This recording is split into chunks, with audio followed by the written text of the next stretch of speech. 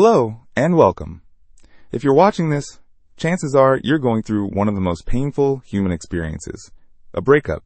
That feeling in the pit of your stomach, the constant replaying of memories, and that one question that echoes in your mind day and night, how do I get them back?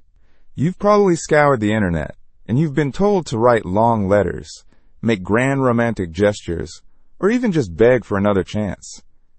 Let me be direct with you. Most of that advice is not only wrong, it's destructive. It's the very behavior that will push your ex further away, cementing their decision that breaking up with you was the right choice. Trust me when I say that after watching this video, you'll understand the deep-seated psychology of attraction and why your previous attempts might have been failing. We are going to explore what truly makes an ex stop, rethink their decision, and feel that undeniable pull to come back into your life. So pay close attention, because the insights I'm about to share won't just help you with your ex. They will change how you approach relationships for the rest of your life. To understand the solution, we first need to diagnose the problem. Why do the typical reactions to a breakup, the constant texting, the emotional pleas, the I miss you calls, backfire so spectacularly?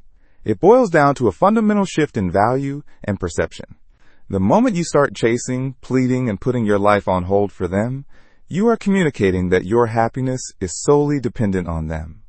You instantly transform from their equal partner into someone's subordinate, someone of lower value. Think about it. Attraction is often linked to respect and admiration. It's incredibly difficult for someone to desire you when they no longer respect you. Your neediness kills the mystery, suffocates the attraction, and validates their decision to leave. The conversation in their head goes from, "Did I make a mistake?" to "Thank goodness I got out of that." And that's why the first step, the most crucial and difficult step, is to do the complete opposite of what your instincts are screaming at you to do. This leads us to the foundational principle that turns the entire dynamic on its head: unwavering, disciplined silence. You might have heard this called the no contact rule, but I want you to think of it less as a rule and more as a strategy for reclaiming power. This isn't about playing games or giving them the silent treatment to be manipulative. It's a profound psychological reset for both of you.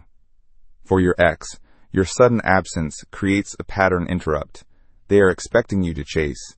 They are expecting the texts and the calls. When they get nothing but silence, it creates a void. It's in that void that they are finally forced to confront your absence. They start to wonder what you're doing, who you're with, and why you're not falling apart. This curiosity is the first seed of renewed attraction. For you, this period of silence is your detox. It's where you stop the bleeding, break your addiction to their validation, and begin the process of healing and rebuilding. Without this crucial period of separation, you remain trapped in a cycle of emotional reaction, unable to make the changes necessary to truly re-attract them. Now, simply being silent isn't enough if you're just sitting at home, staring at your phone, and waiting for it to ring. That brings us to the next, more active phase of this journey. While your absence is creating curiosity, you must use that time to become the person they can't afford to lose. I call this rebuilding your kingdom. Your life is your kingdom, and for a while you may have made them the sole ruler of it. It's time to take back your throne. This is where you channel all of that post-breakup energy, the sadness, the anger, the anxiety, into focused self-improvement. It's not about getting a revenge body, although physical transformation is a powerful component. It's about genuinely leveling up in all aspects of your life. Rediscover your hobbies. Pour yourself into your career or studies. Reconnect with friends you've neglected. Go on adventures. The goal here is to construct a life that is so fulfilling and exciting that you no longer need them to be happy. When your ex eventually gets a glimpse of this new version of you, whether through a mutual friend or a well-placed social media post, they won't see the desperate, broken person they left. They will see a vibrant, confident, high-value individual who is not just surviving, but thriving.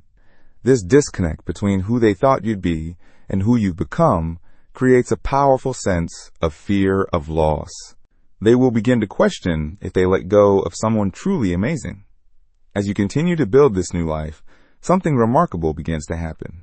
The silence and self-improvement start to cultivate a new mindset, which is perhaps the most magnetic force of all. genuine indifference. This is the final evolution. You move from pretending you're okay to actually being okay. You reach a point where, honestly, you're not sure if you would even take them back if they came crawling. You've built such a strong foundation for yourself that your happiness is no longer tied to their presence in your life. This energy is incredibly potent and almost impossible to fake. An ex can sense the difference between someone who is ignoring them to get a reaction and someone who is genuinely too busy and fulfilled to care. When they feel that you have truly moved on, it often triggers a panic response. The power dynamic has completely flipped. They are no longer the one with all the control. You are. By wanting nothing, you suddenly become the prize they feel they have lost. It is this authentic, self-assured independence that is the ultimate catalyst for making an ex not just miss you, but actively want to pursue you again. So what happens if they do reach out? That text message or phone call you once dreamed of finally arrives. How you handle this moment is critical. The biggest mistake you can make is to immediately revert to your old self, showering them with excitement and availability. This will undo all of your hard work. Instead, your response should be a reflection of the new, high-value person you've become. Be warm and pleasant, but also a little distant. Keep the conversation short and be the one to end it.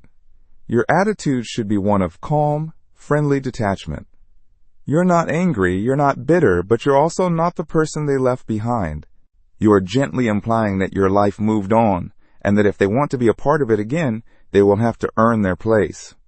You're giving them the gift of missing you all over again, but this time, from a position of undeniable strength. In the end, the real secret to making an ex come back isn't a magic text message or a manipulative trick.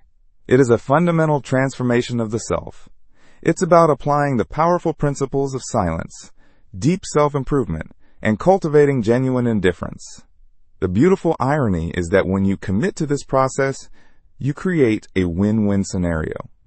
Either your ex comes back, drawn to the incredible new version of you that you've built, or they don't, and it no longer matters because you have created a life for yourself that is so amazing, so full of purpose and happiness, that their absence is no longer a source of pain.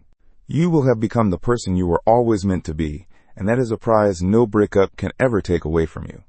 Thanks for watching. This is Goodbye, Mr. Nice. See you next time.